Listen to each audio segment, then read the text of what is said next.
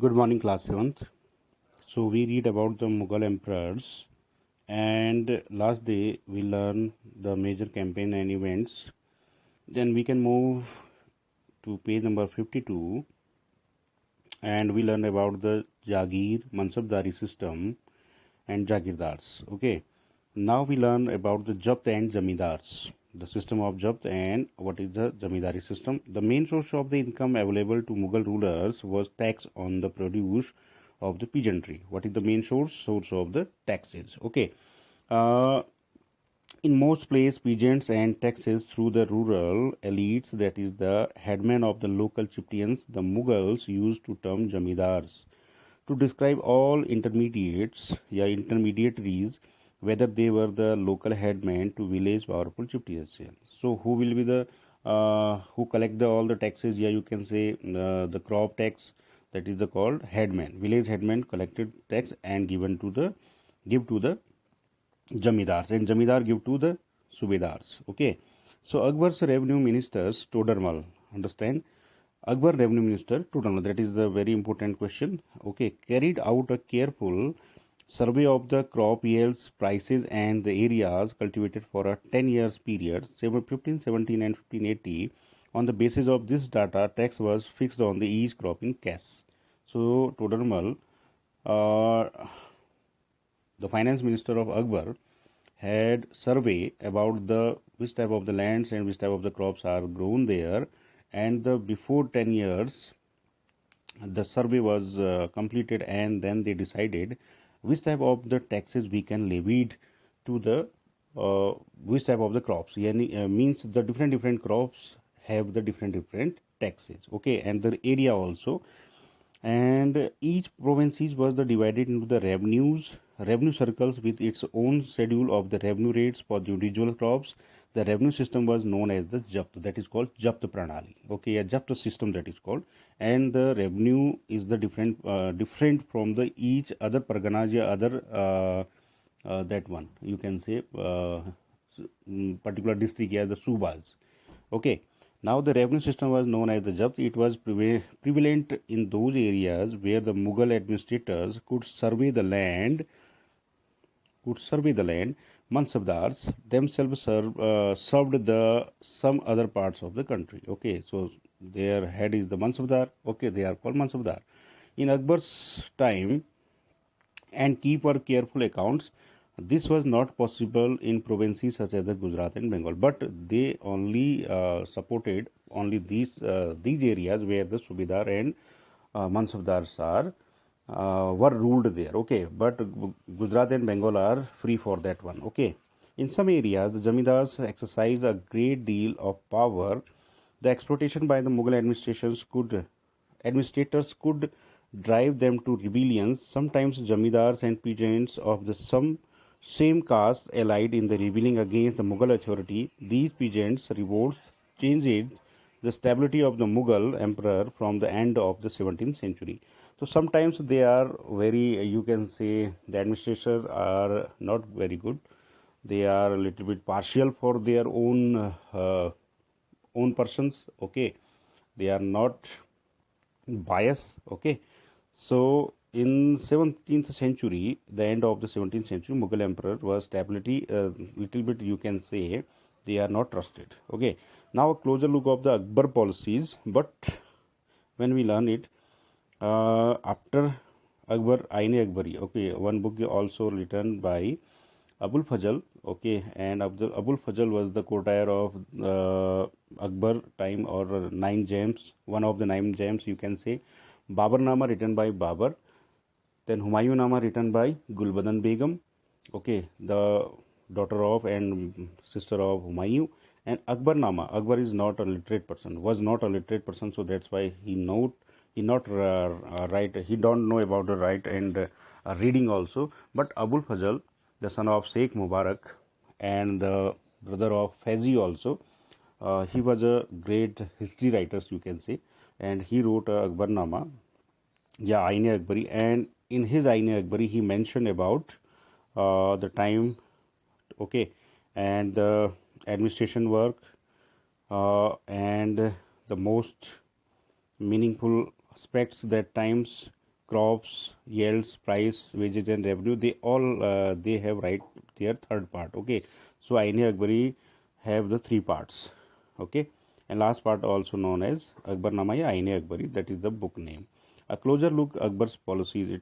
It's also very important. The broad feature of the administration were laid down the Akbar and were elaborated discussed by the Abdul Fazal in his book Akbarnama, in the particular in the last volume in the Aine Akbari. Also mentioned that one. Abdul Fazal explained the empire was divided the provinces. Okay, that is called Suba. Which one called Suba? Just like in the states nowadays, governed by Subedar. Who was the governor there? Subedar. Nowadays that is called governor, who carried out both political and military functions. Each province also had the financial officer of Diwan. So Diwanji, you know better. Okay. Mahatma Gandhi's grandpa also a Diwan of the Kathiawad. So Diwan means PM. Okay. Yeah, CM you can say that time. Financial officer, yeah, you can say. For the maintenance of peace and order in the province, the Subedar was supported by the other officers. Very important that one. Such as the military paymaster, that is called Bakshi. Very famous word. Bakshi, and we can mention it will be the Mir Bakshi. Okay. MIR, Mir Bakshi. Okay. The head of that particular one. Okay. Next one, the minister of charge of religious and charitable patronage, that is called Sadr. Yeah, you can say religious minister, that one. Okay. Sadr. SADR. Sadr. Okay. Sadr Sudur also known. Military commanders called Fauzdar.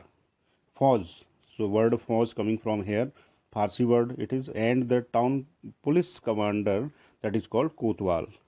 Nowadays also थाने का कोतवाल या थाने का थानेदार जिसको हम कहते हैं. Okay, like that one, Kotwal. Okay. Ibn Battuta was the Kotwal of Delhi in the time of MBT, Muhammad bin Tughlaq. Very famous person. Noor Jahan's. Okay, that is also very famous one. Okay, little bit problem is there. Okay, so this one, Noor Jahan. The actual name was Mehrunisha. Okay, mention here that name was Mehrunisha. This one. Okay, so Mehrunisha married the Emperor Jahangir in the 1611. Which year? 1611. And received the title Noor Jahan. Who given the title? Jahangir give the title Noor Jahan. Okay, means the beautiful of the world, you can say. Loyal and supportive for the monarch as the mark of the honor, Jahangir struck silver coins being his own titles on one side, and one side other the inscription struck the name of the Queen Noor Jahan. That is the first time you can say in coin, in one sided they wrote their name, and the second side he wrote his wife name. That name is Noor Jahan. Not in English but in Farsi language. Okay. The adjoining document in the order Farman also, the order you can say, the order given by the king, that is called Farman. The square seal states commanded of her most sublime and the elevated majesty Noor Jahan Padshah Begum, that is called Padshah Begum. Earlier we learned about the Majyam Urjamani, and now it is called called that time Padshah Nama. Okay, Padshah Nama also a book wrote from Shahjahan Nama, or also known as Padshah Nama. Okay, so don't confuse about that one. So the round seal states, जो round seal state में जो कुछ लिखा हुआ था वो क्या था? The son of the Shah Jahangir, she became as the brilliant as the moon. She became as brilliant as the moon. Many Noor Jahan Jahan Padshah be the lady of the age. So said about that one. The historian said she also the queen of that time. If the Shah Jahan was a sun, she was a moon. Okay, so that is a metamorphic here. Akbar nobles commanded large armies and had the access to the large amount of revenue. While they were loyal, the empire functioned efficiently, but by the end of the 17th century, many nobles had built independent network of their own. Their loyalty of the emperor were weakened of their own self-interest, only for that one. Okay.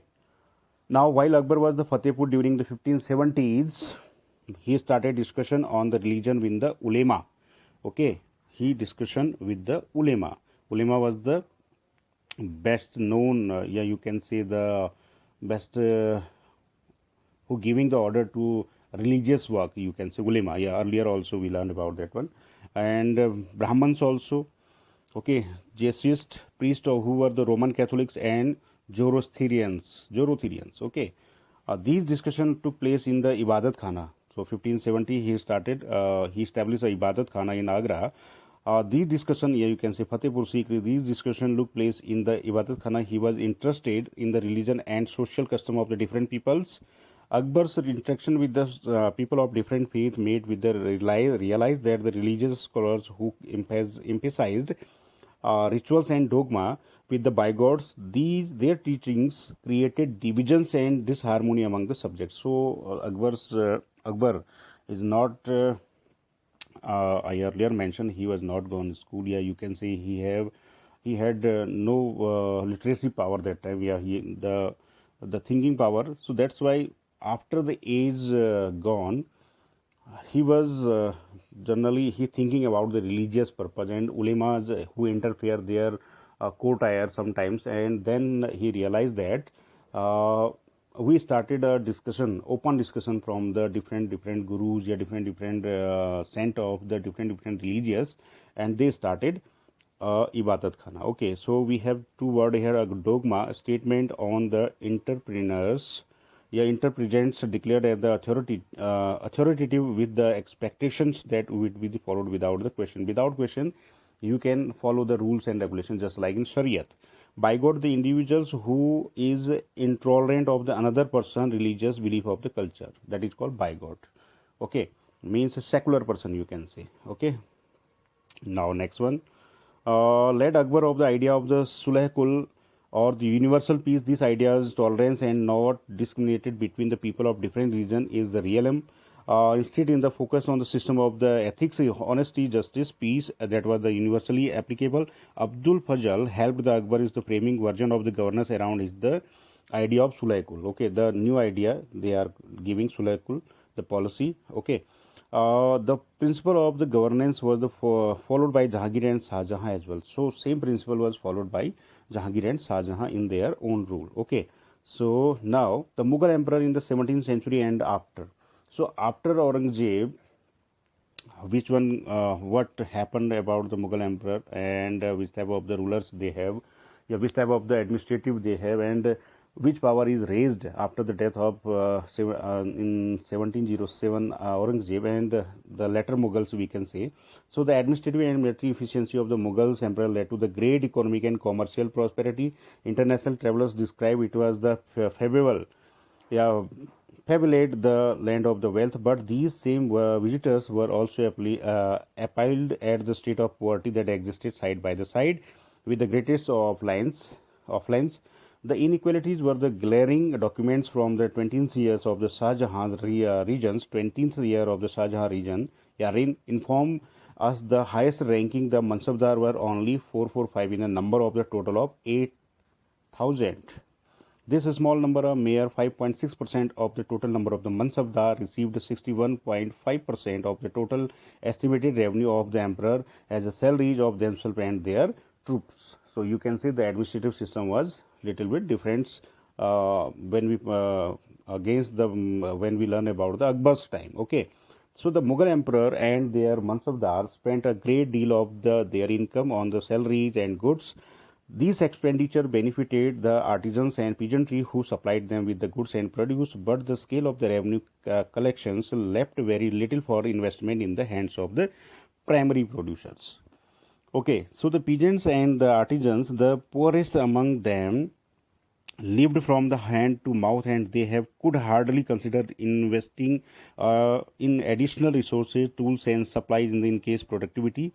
The whether peasantry and artisans groups, the merchants and bankers profited in the economic world. So only few are profitable. Yeah, you can say the artisans and the peasants, they have their condition is very poor then in particular time. The enormous wealth and resources commanded by the Mughal elite made them an extremely powerful group of people in the Late 17th century, as the authority of the Mughal emperor slowly declined, in these servants emerged as the powerful centers of power in the regions. These constituted new dynasties and held the command of the provinces like the Hyderabad and Awadh.